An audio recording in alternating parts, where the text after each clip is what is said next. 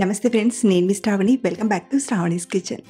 ఈరోజు మన శ్రావణీస్ కిచెన్లో మామిడి పండుతో నోరూరించే మ్యాంగో ఐస్ క్రీమ్ని చూపించబోతున్నానండి. ఇంట్లోనే ఇలా మనం చాలా చాలా సులభంగా ఈ ఐస్ క్రీమ్ని చేసుకోవచ్చు. క్రీమ్, మిల్క్ పౌడర్ వేయకుండా చేసిన ఐస్ క్రీమ్ టేస్ట్ మాత్రం చాలా చాలా బాగుంటుంది. మీరు కూడా ఈ సమ్మర్లో మంచి రుచిగా సింపుల్గా మ్యాంగో టేస్ట్తో ఐస్ క్రీమ్ చేయాలంటే డెఫినెట్గా ఇలా ఒకసారి ట్రై చేయండి. తిన్న ప్రతి ఒక్కరూ ఫుల్గా ఎంజాయ్ చేస్తారు. అలాగే మీరు ఈ ఐస్ క్రీమ్ని ట్రై చేశాక మీకు ఎలా వచ్చిందో కింద కామెంట్లో చెప్పడం మర్చిపోవద్దు. మరి లేట్ చేయకుండా ఈ టేస్టీ ఐస్ క్రీమ్ చేసే ప్రాసెస్ ఏంటో ఇప్పుడు చూసేద్దాం రండి. ముందుగా ప్యాన్ లోకి 1/2 లీటర్ పాలను తీసుకోండి. మీగడ తీయని పచ్చి పాలను తీసుకోండి. ఇలా ప్యాకెట్ పాలను వాడుతున్నట్లయితే ఫుల్ ఫ్యాట్ పాలను తీసుకోండి. మనం తీసుకున్న ఈ పాలల్లో నుండి ముందుగా ఒక 1/2 కప్పు వరకు పాలను ఇంకొక గిన్నెలోకి తీసుకుందాం. ఇప్పుడు ఈ మిగిలిన పాలను ఒకసారి బాగా కలిపి వేడి చేసుకుందాం. ఇలా ఒకసారి కలిపి వేడి చేయడం వలన పాలనేవి అడుగుపట్టి మాడిపోకుండా ఉంటాయి. అలాగే పాలు ఇలా వేడవడం స్టార్ట్ అవుతాయి కదా, ఇలా వేడవడం స్టార్ట్ అయ్యాక మధ్య మధ్యలో కలుపుతూ ఒక 4-5 నిమిషాలు ఈ పాలను కాస్త మరగబెట్టండి. అప్పుడు మనకు ఈ పాలు చక్కగా మరిగి ఐస్ క్రీమ్ టేస్ట్ అనేది చాలా బాగుంటుంది. ఇలా మధ్య మధ్యలో కలుపుతూ ఒక 5 నిమిషాలు మరగబెట్టాక ఇందులోకి ఒక 1/3 కప్ వరకు చక్కెరను తీసుకోండి.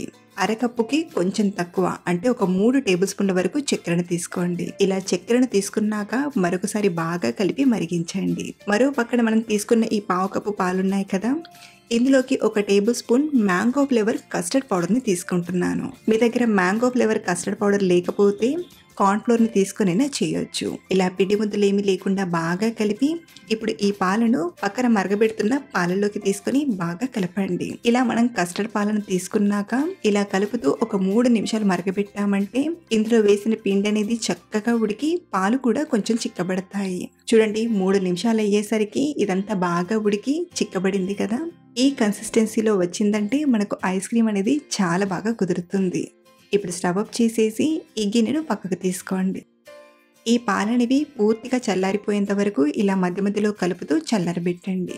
అలాగే మ్యాంగో ఐస్ క్రీమ్ కోసం ఇక్కడ నేను 2 అల్ఫాన్సో మ్యాంగోలను తీసుకున్నాను. మీరు ఈ ఐస్ క్రీమ్ కోసం ఏ మామిడి పండునైనా వాడొచ్చు. మనం తీసుకున్న మామిడి పండు సైజ్ పెద్దగా ఉంటే ఒకటి తీసుకునైనా చేయొచ్చు. సో మనం తీసుకున్న ఈ మామిడి పండ్లను ఇలా ముక్కలుగా కట్ చేశాక ఇప్పుడు ఈ మామిడి పండు ముక్కల్ని పక్కన పెట్టి మిక్సీ గిన్నెను తీసుకోండి. ఇప్పుడు ఇందులోకి ఒక 10-12 జీడిపప్పు పలుకుల్ని తీసుకొని ముందుగా వీటిని మెత్తగా గ్రైండ్ చేయండి. ఇక్కడ నేను జీడిపప్పును నానబెట్టకుండా ఇలాగే వేస్తున్నాను కదా, మీరు కావాలంటే ఒక అరగంట సేపు నానబెట్టినా తీసుకోవచ్చు. లేదా మీరు ఈ జీడిపప్పుకు బదులుగా అరకప్పు వరకు పాల మీగడను గానీ లేదా ఫ్రెష్ క్రీమ్ నైనా వాడుకోవచ్చు. ముందుగా ఇలా జీడిపప్పును మెత్తగా గ్రైండ్ చేశాక ఇందులోకి కట్ చేసి పెట్టిన మామిడికాయ ముక్కల్ని తీసుకొని మరొకసారి గ్రైండ్ చేయండి. మామిడికాయ ముక్కలు కూడా ఇలా మెత్తగా ప్యూరీలా వచ్చాక ఇందులోకి మనం కాచిన పాలు పూర్తిగా చల్లారిన తర్వాత తీసుకొని పల్స్ మోడ్లో తిప్పుతూ మధ్య మధ్యలో కలుపుతూ బాగా గ్రైండ్ చేయండి. ఇలా వచ్చిందంటే మనకు ఐస్ క్రీమ్ అనేది చాలా బాగుంటుంది. అలాగే ఇలా గ్రైండ్ చేశాక మీరు ఒకసారి ఈ ఐస్ క్రీమ్ని టేస్ట్ చేసి మీకు స్వీట్ అనేది సరిపోయిందో లేదో చూడండి.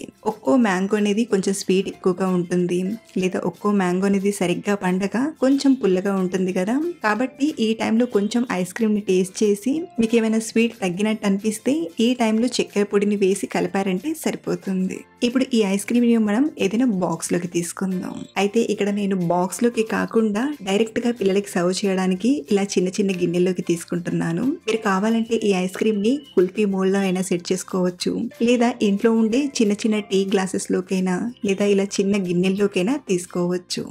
చూడండి, కరెక్ట్ గా 7 కప్స్ లోకి ఐస్ క్రీమ్ అనేది సరిపోయింది. గిన్నె సైజ్ ని బట్టి ఉంటుందనేది మర్చిపోకండి. ఇప్పుడు దీనిపైనే కొంచెం సన్నగా కట్ చేసిన మ్యాంగో ముక్కల్ని తీసుకుంటున్నాను.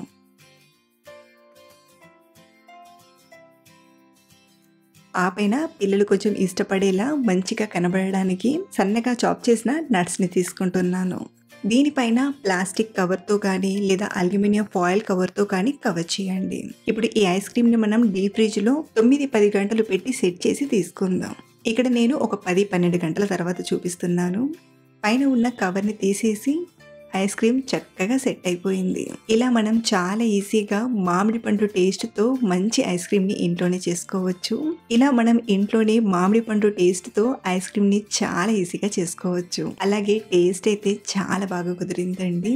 మీరు కూడా ఇలా ఓసారి ఇంట్లో ఉన్న వాటితో ఇలా సింపుల్‌గా ఐస్ క్రీమ్‌ని ట్రై చేయండి. మరిన్ని సింపుల్ అండ్ టేస్టీ రెసిపీస్ కోసం మన ఛానల్‌ని ఫాలో అవ్వండి. Thank you for watching.